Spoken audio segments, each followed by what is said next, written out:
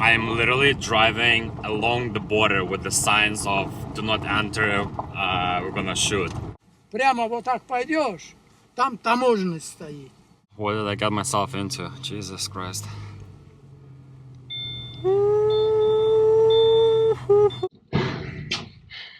This is crazy.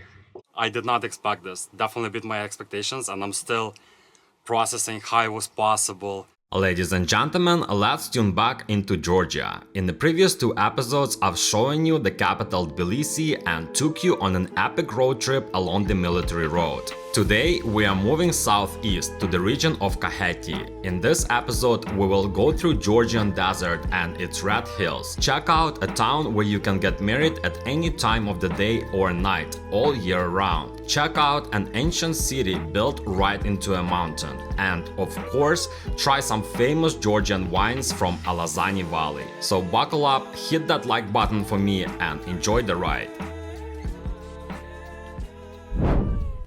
Okay, so today I ran into a little bit of a dilemma. I was planning on going to this remote region of Georgia called Kakheti. The problem is that the road that takes me there is very dangerous, and I need to find a private transfer, which is fine. But another issue is that if it rains, the road is shut and no one passes through. So that's what was happening today in the morning. It started to rain and I had to find a plan B. So I found this monastery complex all the way on the south of Georgia, literally on the border with Azerbaijan. On the internet, it looks quite nice, and there's a nice scenery, like there's a lot of mountains around. So I hope it's worth it, because I've been driving for like an hour on the broken roads down to this monastery complex, and I hope I'm not going to be disappointed there. But that's the plan. So I'm going to cover that in the morning, in the first half of the day, and then I'm going to head back north to the wine region of Georgia called Kakheti, and cover some stuff there. So I pray that the weather stays, actually it looks like it's improving now, so hopefully it stays that way, and I'm actually able to do things. And then tomorrow I'm gonna try again. I'm gonna try going to that remote region of Kakheti. Stay tuned.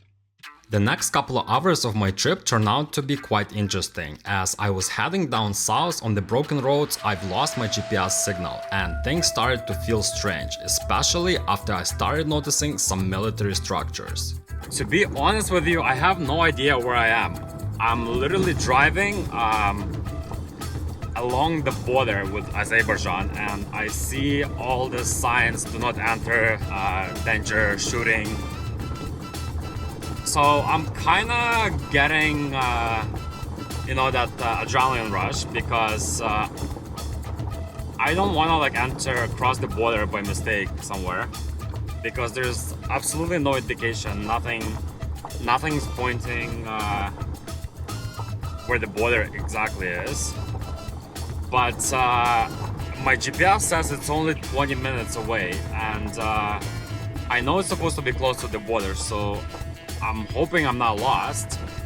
And I have my Subaru, and I think I can handle this road, so I'm determined to find this place. But if I don't, that would be an epic waste of time. Luckily for me, I randomly ran into a local shepherd who was kind enough to explain 2 things for me.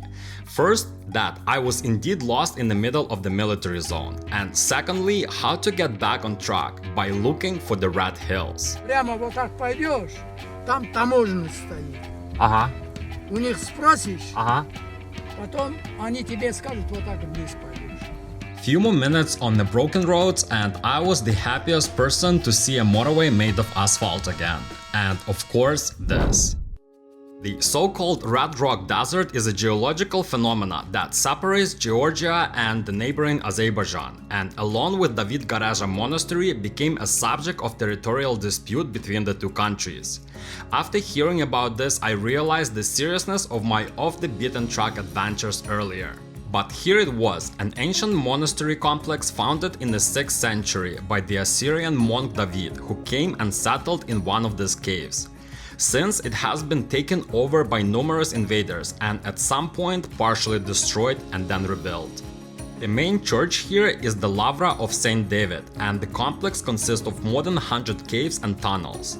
But what makes this place especially interesting is the fact that the complex is located literally on the border and shared between Georgia and Azerbaijan. I was reminded of this by the border patrol present here on the property while walking around the complex. Coming to this historical place was very rewarding, and I truly hope that a compromise will shortly be reached between the two countries and all the attention will shift towards the architectural beauty of this monastery instead. Moving north towards Alazani Valley, a charming Georgian town of Signagi cannot be ignored. It is located in the east of Kakheti and is known as the City of Love. The name that was given to this town thanks to the round-the-clock registry office, where you can get married at any time of the day or night. Almost Georgian Las Vegas, if you will. Signagi is a small town with a population of only 2,000 people. However, it has a rich history since it was one of the many points on the Great Silk Road. As a result, it has preserved some charming architecture. In 2005, Georgian authorities decided to make Signagi the face of country tourism because its close proximity to Alazani Valley and country's capital. Since then, tourism has picked up. However, it is surprisingly considered one of the least known places when you visit Georgia. This is such a charming little town. Doesn't feel like I'm in Georgia. It feels like I'm on some resort somewhere in Alps or France or something. Very nice town. If you have a chance, if you're in this area, definitely stop here. Or even I would even recommend just staying overnight, because I'm pretty sure at night it looks even better. Signagi is also rich in important historical and cultural sites. Its charming cobbled streets and alleys, restored wooden carved balconies, and detailed facades of the buildings provide the town with a romantic mystique. Personally, I believe Signagi should be on a must-visit list when in Kakheti. For starters, the town is located on the top of the cliff, overlooking Alazani Valley, which is the most famous wine-producing region in Georgia. Several vineyards and wineries are just a few minute drive from here, and the scenic views of Caucasus Mountains add a special zest to the local scenery.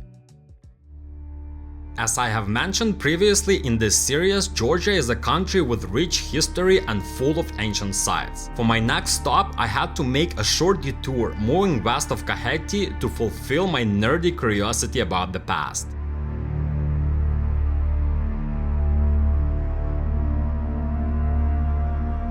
Ladies and gentlemen, please meet an ancient complex of Vardzia, a harmonious confluence of man-made and natural monuments located on Erusheti mountain in the Samtskhe-Javaheti region of southwestern Georgia. You see, in the late 1100s, the medieval kingdom of Georgia was constantly under the threat from the Mongols, and this fortified underground city was once a part of a defensive system. At the time, Queen Tamara, who by the way was the first woman to ever be crowned as a ruler, ordered a construction of a sanctuary to protect her people from the Mongol onslaught. It was a gigantic job, but the people were determined to make it happen in order to protect their culture and lifestyle. Initially, the city was fully hidden from the outside world, and in 1283, a huge earthquake happened here, and it caused a big chunk of rock to fall off, and that's when the actual city was exposed to the world.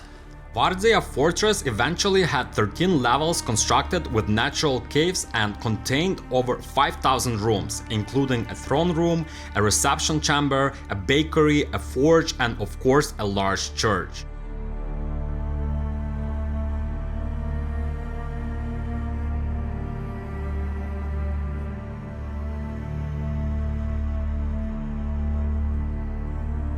The only way to get in was through a secret tunnel that started at the nearby Ntkvari River.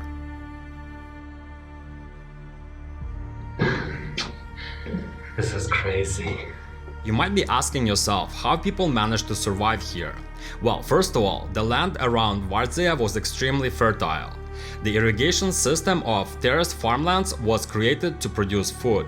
Some tunnels had irrigation pipes bringing in fresh water. It is absolutely wild that someone could have built it inside the mountain.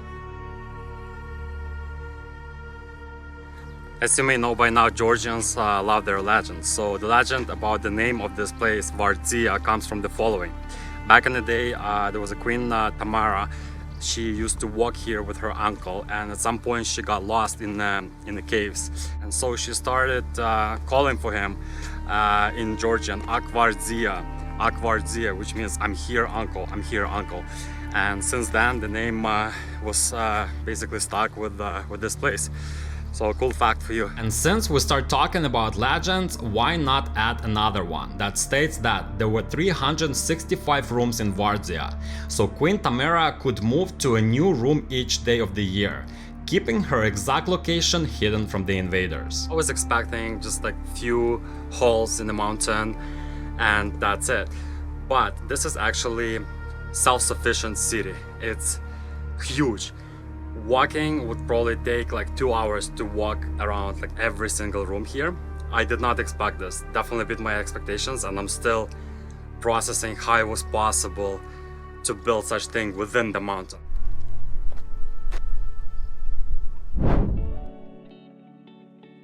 Okay, back to Kakheti, the region in the eastern Georgia that has a long and rich history of winemaking. It is located close to the borders of Azerbaijan and Armenia and has mild and rich soil which lends itself to a variety of grapes that being grown here. It is impossible to ignore winemaking part when reviewing Georgia, as its history dates back to the 8th century BC.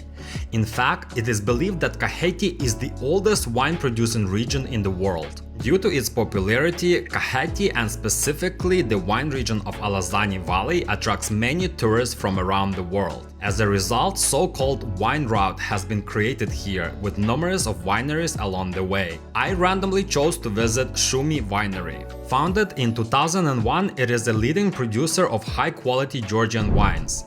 Its estate, or a complex if you will, is located near a small village of Tsinandali. Shumi Winery takes its name from the old Georgian word that means authentic, undiluted wine. The winery's griffin logo refers to Faskunji, a creature from Georgian mythology. Here comes another legend. It states that the creature brought the very first bunch of grapes to the people, and from here the wine growing originated on earth. I was quite fascinated with traditional Georgian method of winemaking called kvevri. Today, this ancient craft is still practiced by many families, which I have witnessed personally. It involves burying large clay vessels in the ground and fermenting the grapes inside them. The kvevri method also allows for longer fermentation process, which can produce wines with deeper color and more complexity. This helps preserving the unique flavor and aroma of the grape variety. Made by the Georgian traditional method of winemaking, which is 8,000-year-old history, and we are still using the same methods right now. A visit to Shumi Winery has benefited me greatly, as not only I was able to taste their great wines, but also educate myself on the winemaking techniques and the history behind it. Now I can concur that Kakheti wines are definitely worth exploring and savoring. In the meantime, I'm heading towards Kakheti's capital, a small town of Telavi, from where the last part of my Georgian adventures will begin, and I cannot wait to share it with you.